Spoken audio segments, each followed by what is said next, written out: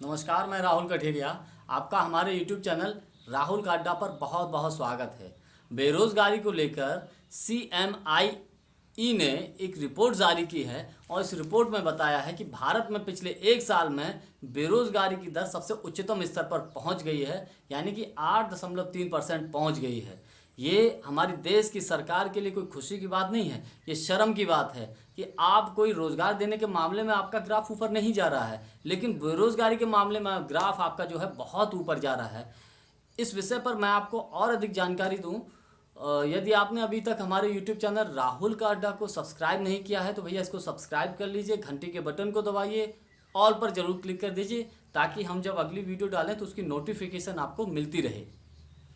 CMIE ने जो report जारी की है उसमें यह भी बताया है कि ग्रामीण क्षेत्र में जो बेरोजगारी की जो दर है वो 7.7% की दर से ऊपर बढ़ रही है और शहरी क्षेत्र में जो बेरोजगारी की दर है वो 9% की दर से ऊपर बढ़ रही है। यानी कि ग्रामीण की अपेक्षा शहरी क्षेत्रों में तो रोजगार के मामले में बहुत हालत खस्ता हाल है, यानी बेरोजगारी के मामले में ऊपर जा रहा है। आप बताइए ये सब क्या हो रहा है? जहाँ देश की सरकारों को देश के युवाओं के लिए रोज़गार देने की बात हो, रोज़गार देने के काम हो, वहाँ पर ये कंडीशन देखने को मिल रही है।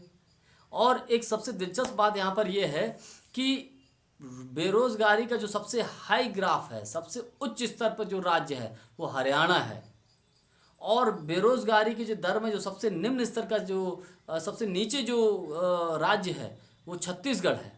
आप ऐसे समझिए, रोज़गार देने के मामले में जो सबसे आगे राज्य है, नौकरी देने में, धंधा को लगाने में जो सबसे आगे राज्य है वो है छत्तीसगढ़।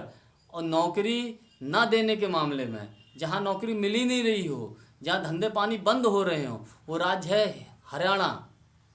यानी कि हरियाणा में भाजपा की सरकार, छत्तीसगढ़ में कांग्रेस की सरकार। अगर तुलनात्मक अध्ययन किया जाए तो हरियाणा की अपेक्षा कांग्रेस की सरकार का अच्छा प्रदर्शन है। इस बात को लेकर भाजपा के नेताओं ने कमेंट्स किया है कि ये फर्जी रिपोर्ट है, ये ठीक नहीं है। मैं इस बात पे नहीं जाना चाहूँगा, लेकिन कोई संस्था जब कोई सर्वे करती है तो ऐसे ही नहीं करती है, कहीं ना कहीं उसके तथ्यों पर आधारित कोई सर्वे होता है। तो ऐसे ही बात नहीं कही जा रही है। यानी कि देश के युवाओं के भविष्य के साथ बहुत बड़ा धोखा किया जा रहा है। देश के युवाओं का जो भविष्य है अंधकार में किया जा रहा है। मेरा मानना ये है कि भाजपा के नेताओं को, विपक्ष के नेताओं के विधायकों को खरीदने से ही फुर्सत नहीं है। जो पैसा है विपक्ष के विधायकों को खरीदने में ही लगा देते हैं, तो भैया रोज़गार कहाँ से देंगे? ये मेरा तो व्यक्तिगत मानना ये है। अब जो पैसा था तो सरकारों को गिराने में लगा दिया। अब आपको रोज़गार तो मिलने से रहा नहीं, अब आप भाजपा को ऐसे चुनेंगे तो फिर यही होगा। तो मेरा एक यही अपील है कि भैया इस मामले को लेकर बहुत सतर्कता बरतें, बहुत सावधानी बरतें।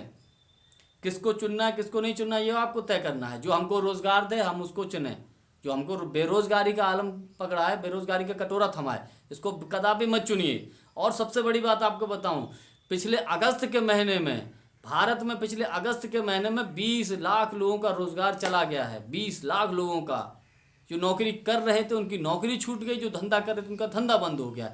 ये कंडीशन है भारत में। तो हम कहाँ से कहाँ पहुँच गए हैं। और अखबारों में निकलवा के, मीडिया में निकलवा के ये दिखाया जा रहा है कि इकोनॉमी कितनी फास्ट जा रही है। पता नहीं कौन सा सर्वे दिखाते हैं, कौन सा सर्वे कौन से सोर्स से दिखाते हैं, समझ में नहीं आता है। तो बेरोज़गारी की कंडीशन ये है और इकोनॉमी ऊपर जा रही है। अब भैया तय आपको करना है, क्या सही है क्या गलत है। वीडियो यदि आपको अच्छा लगा हो तो चैनल को सब्सक्राइब और लाइक और शेयर ज़रूर कर दीजिएगा। बहुत बहुत धन्यवाद। नमस्कार।